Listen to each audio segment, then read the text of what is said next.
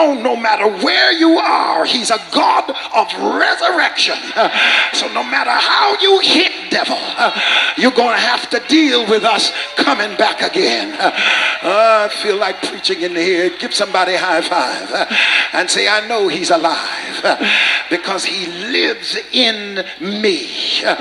He's alive omnipresently because the Bible declared, lo, I am with you always, even to the end of this age. I will have to then agree and assume that when I was going through my darkest period in life, he was with me. I have to assume that when the enemy rose up to strike me down, he was with me.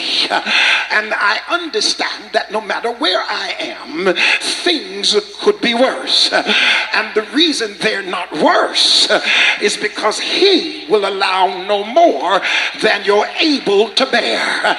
So if you're in a situation, you already have the victory over the situation because he is in control of the situation, and all he's trying to do is bring you to an awareness that you are not by yourself. God never alone. He promised never to leave me alone. And I want to rejoice because somebody in here is getting to know him through what you're facing. I heard him say, if I got 2 or 3 gathered in my name, then I'm right up in the midst. If I can get 2 people to touch and agree on anything, I will work it out. If I can get somebody to just speak my words with the authority that I have given, the victory shall come to pass. I feel like lifting him up. I just don't want to have a mere introduction. I just don't want to have a casual conversation. I didn't come to church to have an occasional association. I don't want a once in a while visitation without a real relationship. I just don't want to be around where I can't get intimate with him because I'm finding out now that surface ain't gonna cut it. I'm finding out now that I can't act it anymore. I wish I could preach. I'm finding out now I can't sound saved now and look saved now because things have been stripped. I want to get to know him because I'm stripped of all the fluff. I want to get to know him because hypocrisy can't get you nowhere. I can't get nowhere faking the funk because he stripped so much that I got to be real with it now. I wish I could preach. I got to get to know him because I'm really broke now. I got to get to know him because I'm really sick now. You understand what I'm saying? I got to get to know him because the folk are walking out on me now. My friends are blocking me now.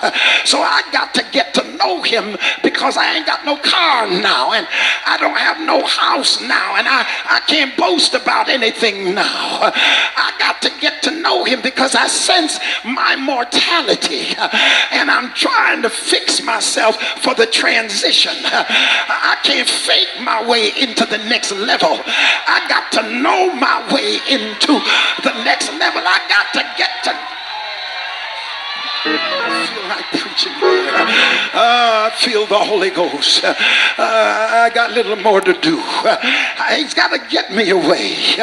As like Paul from the concepts and my own mental pictures. I can no longer go simply because of my personal opinions, and I can't simply go by what pastors and ecclesiastical controls have to say. I can't operate in denomination anymore and let the denomination declare whether I'm good or bad. No, it's too deep for that now. We've come too far for that. It ain't about what I have anymore. It's not about the cars or the house because that's coming and going, and it's now I need something that's going to be with me forever. I need now to get somebody that's not going to turn coat and back up when they see something's wrong and run when they see weakness. I need to get to know him so I can love you. I got to get to know him so I can help you. I got to get to know him so I can overcome you. I got to get to know him so I can win from within when nobody else will help. He declares no weapon formed against you shall prosper. I feel a little church coming on. I feel like lifting him up. Can I get somebody to just touch your neighbor and say, oh, magnify the Lord with me. Let us exalt his name together. To get to know him has got to be a passion now that is totally uncontrollable. To get to know him has to be such a power, because in him are hid all the treasures of wisdom and knowledge. And the Greek word for hide here is the joy for continual discovery. Can I preach like I feel it?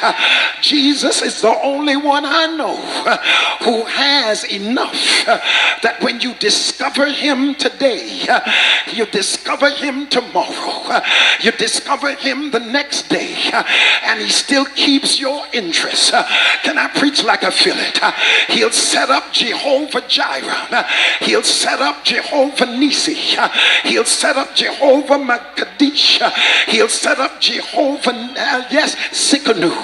He'll set up Jehovah Roa, Jehovah Rofika, and all through your life, from one meeting to the next meeting, I'm trying to get to the inner part of God, to the place where victory is mine, even though I struggle. Can I preach like I feel it? To get to know him to the point that even though you're crying, you're still focused. To get to know him to the point that no matter who brings up your past don't work no more. You can't control me by what I used to be, because this one thing I do, forgetting those things which are behind. I feel a press coming on. Shake somebody's hand and say, neighbor, I've never had to press like I gotta press now. The devil must have noticed that there's something greater getting ready to take place. So he's after every one of us with an intensity, because he's trying to break you down. But I got news, devil. Every time you hit me, I try to know him better. Every time you look my way, I try to get closer to the power, closer.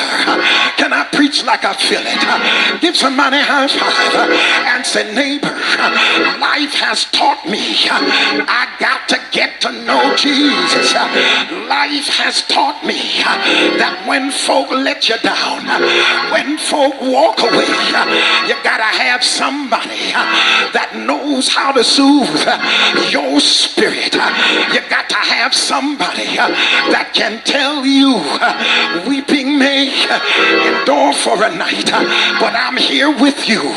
Can I preach like